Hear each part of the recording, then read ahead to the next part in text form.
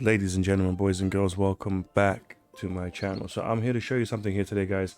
Something I've discovered that I know is going to benefit all of you guys and girls a lot. A lot. I don't want you to make the same mistake that I made. If I could go back, I borderline feel like restarting my account. But I've got so many decent cards now. That I won't do it. But if I could, I would. And if I could start again, I would definitely be doing this. Bottom line is, guys, do not level up your spell book like I did, like this quickly, free to play. Don't do it. That's the biggest mistake you can make. And I'm not talking about the gold. I'm not talking about the gold. I know I've got no gold. I know I've got like no gold left, but it doesn't really worry me. The gold doesn't really worry me. Because you can grind for gold and so forth. What concerns me is the level of my opponents. Now I'm going to go more into that in more detail.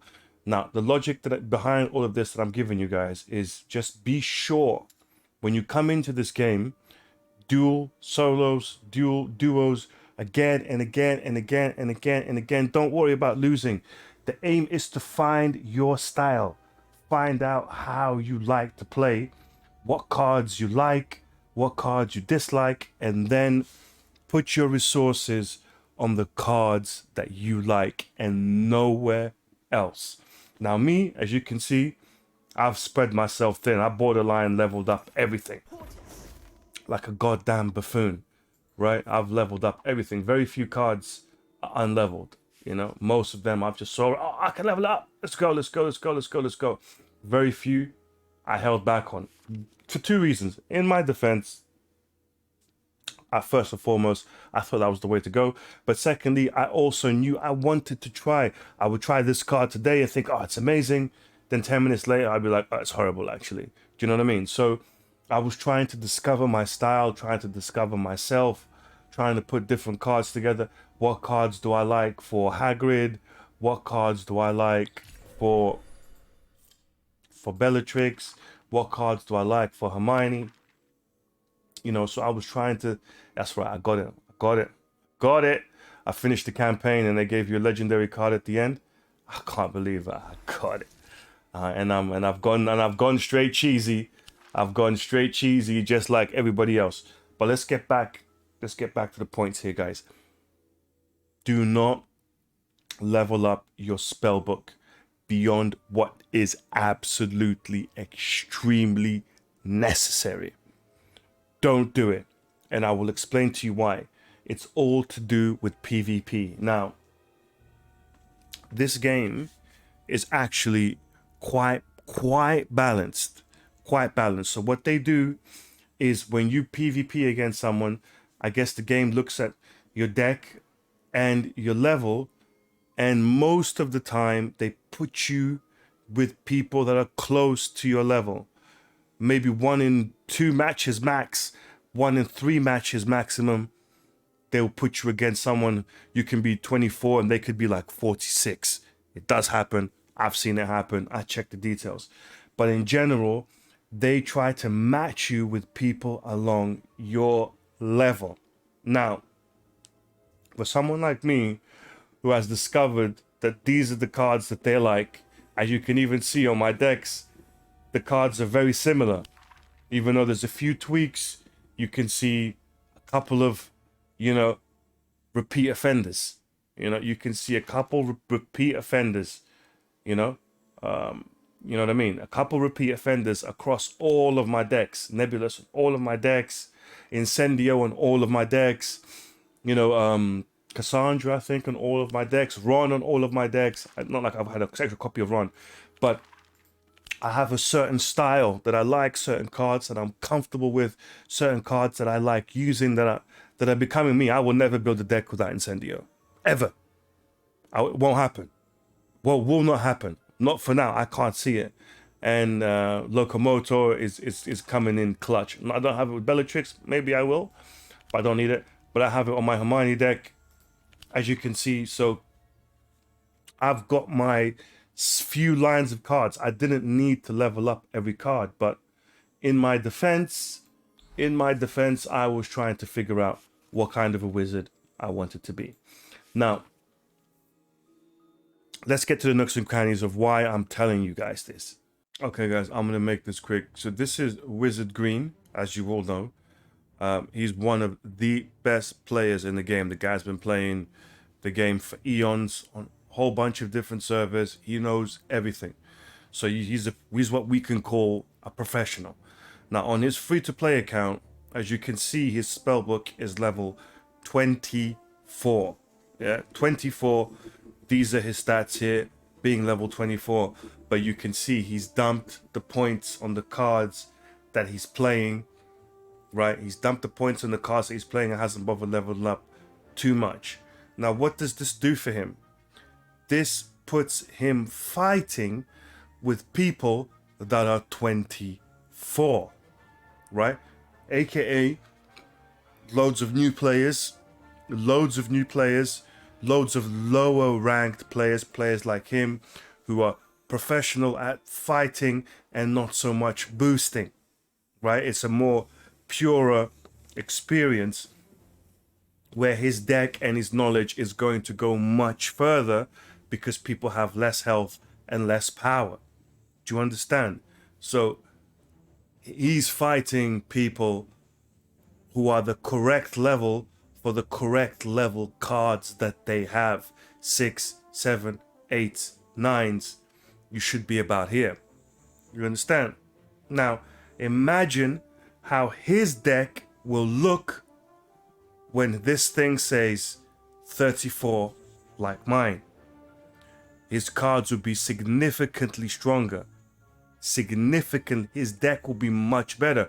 Whereas I spread my points across everything, he has spread his points only to things that he's using. Therefore, he gets a lower category of enemy, and his spells do more damage. That's why he wins a hell of a lot more games. Look, I'll skip it here. With that deck, he's in Diamond. And he collected all the rewards for Bronze, Silver, Gold, Platinum, Diamond. Tons of rewards. So this is what I've missed out on because I am 34 and I'm fighting people like Wizard who have the knowledge of Wizard Greene, and they have proper rank 34 decks where they've invested their points, they've invested it properly along the lines of decks that they want to have. So it's all 10s and 9s and 8s, 10s and 9s across the board for where they at, maybe some 11s even, right? For where we at along this level. So therefore, by me spreading myself so thin, my deck is comparable to his, right? Probably just slightly better on most cards. Yeah, he had a few 6s, right? I still pull out some 6s and that. I still pull out some 6s here and there. But do you understand? And I'm fighting him 10 levels from now. Do you understand? So he's 10 times more powerful. Let me just go back just to show you, just to highlight something real quick. So as you can see, with Wizard Greene, look at his HP and look at the level of his opponent. Now, don't get it twisted. This guy, he's amazing. He's absolutely incredible. He's not cheating at all. But he gets lower, people that are much lower than me in general for him to fight. And his deck is way more advanced than them because his deck has been invested in properly. He's a real 24, whereas I'm a fake 34. I'm spread so thin where he's invested heavily. And look, see that? Compared to his enemies, right? Totally different kettle of fish. That's the best way you can start. You're maximizing your knowledge. And look, and his deck, like I said, the game's balanced. So the game throws you in normally with people who are around about your level. Do you understand? So he got to Diamond fighting people who are average book 24. Whereas I am level 34, I have 1,000 times less knowledge on the game than he does in terms of spell combinations and so forth and so forth and so forth. You know what I mean? So I'm just shooting myself more and more and more in the foot. And that's why I'm saying it's the biggest mistake you can make at an early level, guys, leveling up your spell book like I did on basically everything that you see, you know? Let me even show you my golds. What is, oh, it's gold, it's gold. You see? That's not a bad move. Took me a long time to realize that Orb of Water is not for me, unfortunately. I sucked it, you know? Maybe one day I can improve a little bit, but under the heat of the moment, you know, Thunderstorm I know is going to hit. With this, I might fail, or I don't know. Sometimes I move and they get out of it. I don't know. It's weird. Sectum Sempra, I miss a lot. Expelliarmus, I miss a lot. You know, I can't get this card to work, guys. I've seen people do miracles with this one. I can't get it to bloody work. God damn, I need to figure this one out. But that's just me. So, you know what I mean? So, but I've discovered my style. I've discovered what I like. And now I'm going to be investing my resources much more carefully. There is a caveat with this, obviously. I believe that the Forbidden Forest, you do need a higher ranked book to get further. So you need to do some basics to get yourself at least these purple echoes, right? And that also brings me to my another important tip, guys. That made me realize, look, because you guys don't see it, especially on these, I check the details profusely, read everything about the stats afterwards, especially on these legendary gold cards, whatever you want to call them, yeah? Having one level extra is night and day. 2 or 3 levels extra on this than your opponent on these big cards, like it's literally a shutdown. Literally a shutdown, which goes to show for us free-to-play players, you need to have your echoes right. You need to make sure your echoes are singing beautifully and humming perfectly to your deck. That's probably the most important aspect of when you're building a deck. Your echo needs to. I've only seen 2 as the max, given 2 max levels. Maybe there's more. Probably I hope there's more. Hope you can get 3, maybe 4. It's got space for 4. Let's hope. I don't know. These guys will probably tell you. But getting your echoes right, you know, getting these gold ones, the boosted, it's so important in making your deck even more powerful. Look at this. Look at this Bellatrix Echo. I use every single one of these cards. I think it's a really nice Echo for me for now. You know, I'm working wonders with it on my duos deck. You know, this is my duos deck and it's coming in nicely for me.